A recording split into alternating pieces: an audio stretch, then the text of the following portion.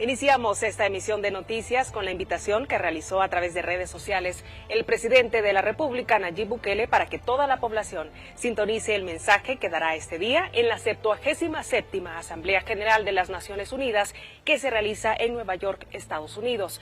En la publicación se lee: están todos invitados a escuchar mi mensaje en la Asamblea General de las Naciones Unidas hoy a las 8 p.m. en cadena nacional de radio y televisión. También podrán verlo aquí en Twitter Live.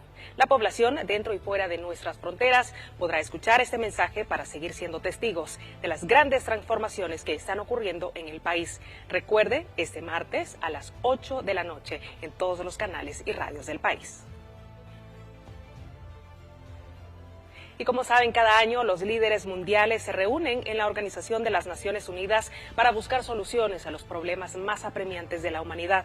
El periodista Héctor Peñate está en Nueva York y le da seguimiento desde ya a esa actividad a la cual asistirá el presidente de la República, Nayib Bukele. Héctor, adelante, vamos contigo hasta Nueva York. Buenas tardes.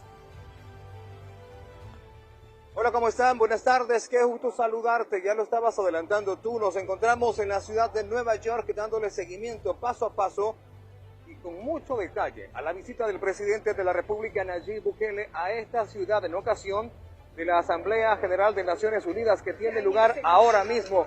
De hecho, el presidente Bukele va a brindar su discurso ante 195 representantes, presidentes, primeros ministros, cancilleres de diferentes países del mundo entero.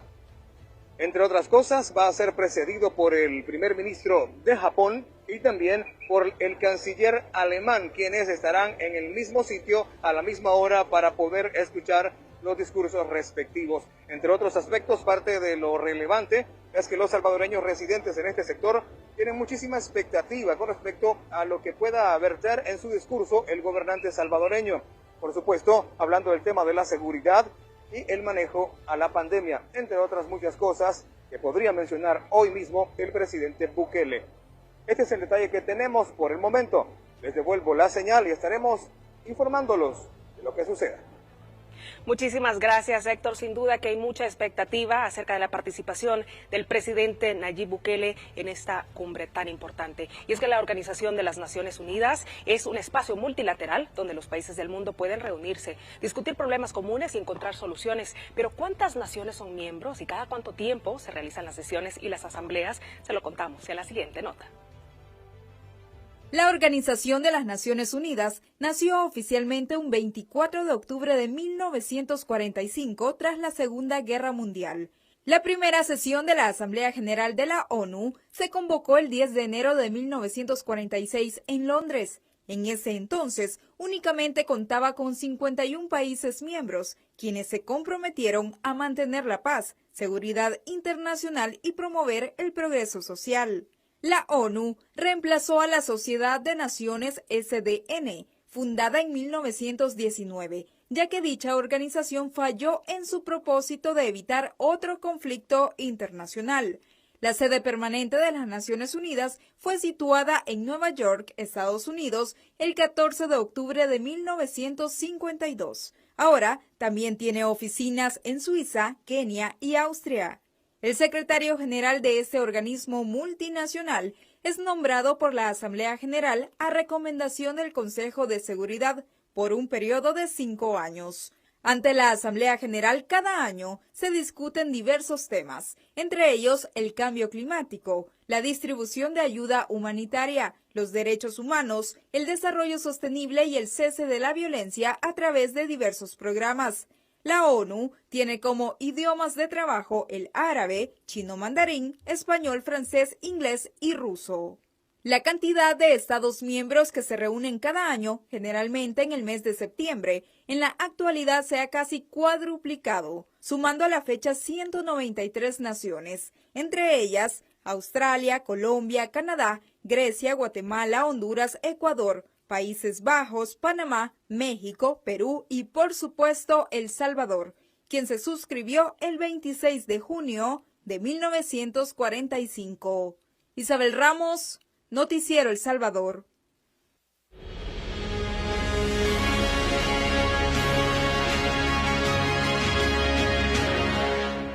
Y Y a las transformaciones que vive el país en cuanto a salud, educación, economía, seguridad, entre otros, se refirieron dos académicos salvadoreños que consideran que la decisión del presidente Nayib Bukele de postularse como candidato presidencial en 2024 no solo tiene el aval de la Constitución y la resolución de la Sala de lo Constitucional, sino que a la vez está acompañada del pueblo que libremente ha expresado su respaldo a la continuidad del actual gobierno. La candidatura del presidente Nayib Bukele para los comicios de 2024 trasciende de la validación legal y se sustenta también en el apoyo incuestionable del pueblo, que libremente decidirá en las urnas, según estos académicos. Es la población la que está demandando un segundo periodo del presidente Nayib Bukele. El pueblo exige que él sea el candidato y ese es el serio problema de la oposición, no tienen candidato. Sostienen que el mayoritario respaldo no es ninguna sorpresa, es el sentir de una población que reconoce las transformaciones lideradas por el presidente Nayib Bukele.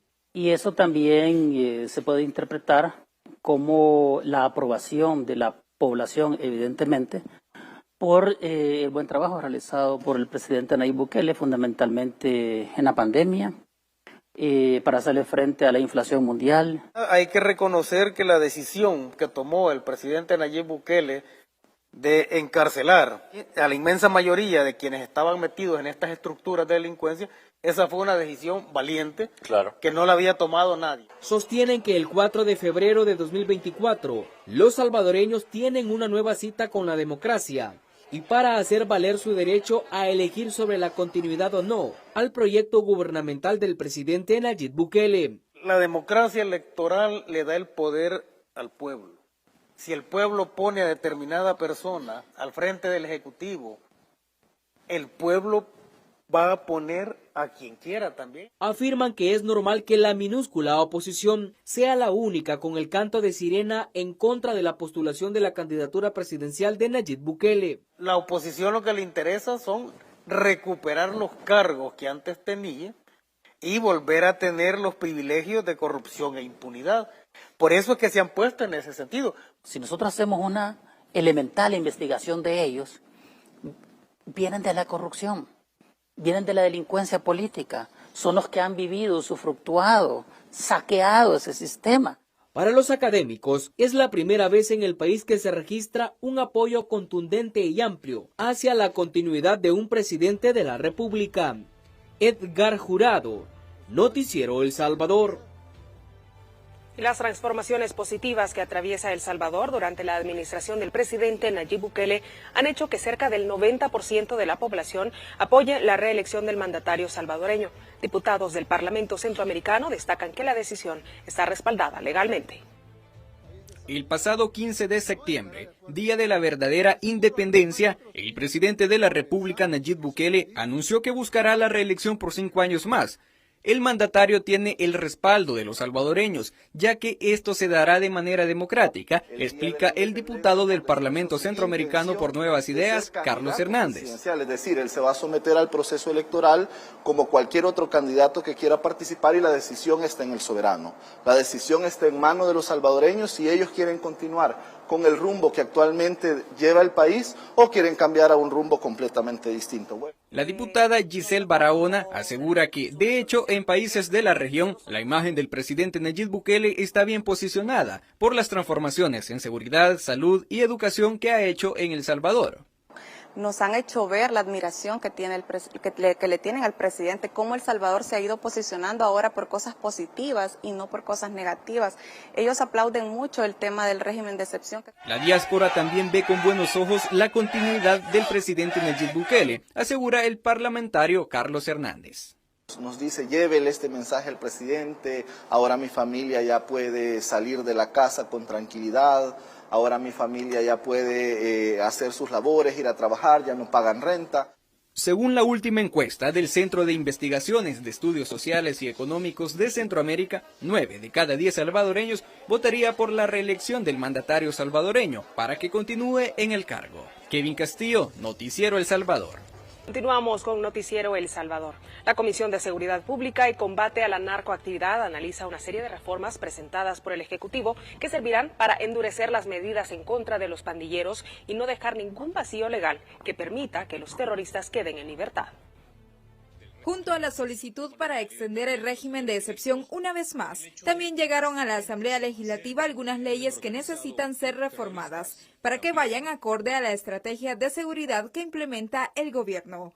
Las reformas propuestas se adaptan a la nueva manera de operar de las pandillas y tienen como objetivo ir siempre un paso adelante de estas estructuras delincuenciales. Busca precisamente es garantizarle a la población que estas personas, que estos terroristas, que estos pandilleros que hemos capturado no van a regresar a la calle. De esta manera se analiza en el seno de la Comisión de Seguridad Pública y Narcoactividad reformar la Ley Especial contra el Crimen Organizado, la Ley Especial para la Intervención de las Telecomunicaciones, además de la Ley General de Telecomunicaciones y el Código Procesal Penal. En el análisis de estas reformas se esperan los aportes de las instituciones involucradas, como la PNC, Ministerio de Justicia y Seguridad, Defensa Nacional y la Fiscalía General de la República. ¿Qué es lo que plantea la reforma? Un tribunal de crimen organizado pluripersonal con 3 jueces que van a conocer independientemente los casos, pero ellos se van a encargar de todo el proceso hasta llegar a la condena. Las leyes anteriores permitían la impunidad. Era más costoso para el Estado y demoraba mucho más tiempo. Nosotros teníamos un modelo de justicia donde primero tenía que ir a buscar todos los elementos de ese miembro que había transgredido.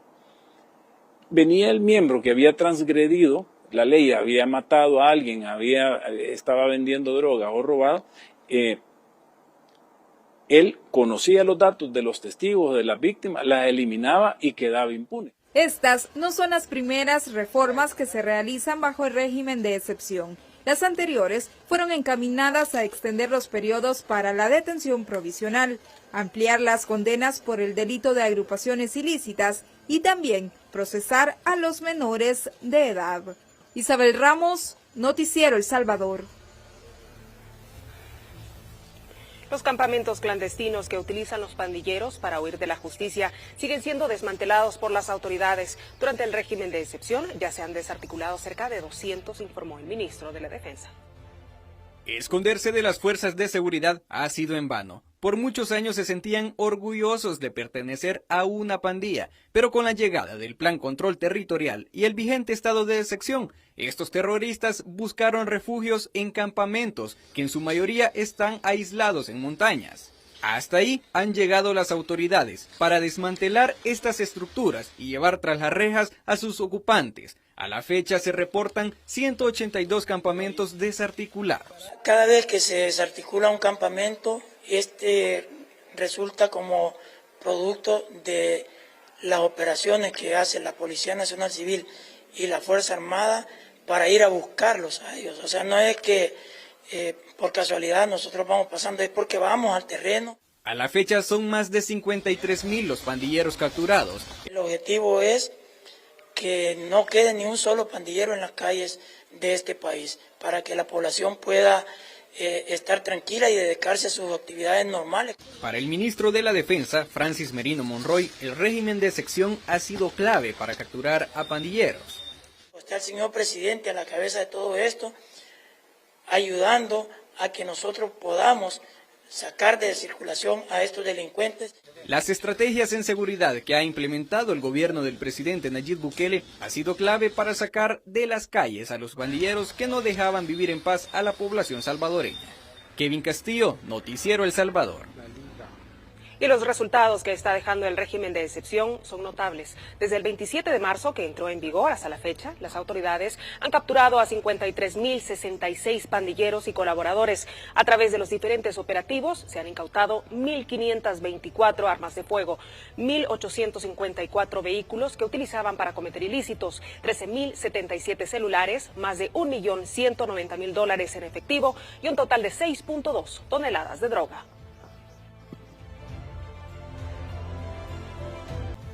Continuamos con información de nuestro país. El Salvador registró en agosto de 2022 8 meses consecutivos con exportaciones que superan las realizadas en el mismo periodo de 2021. Solo en este mes el comercio al exterior sumó 608.6 millones de dólares. Así lo dio a conocer el presidente del Banco Central de Reserva, Douglas Rodríguez. El periodista Walter Morán nos tiene todos los detalles en el siguiente informe. Walter, vamos contigo. Adelante.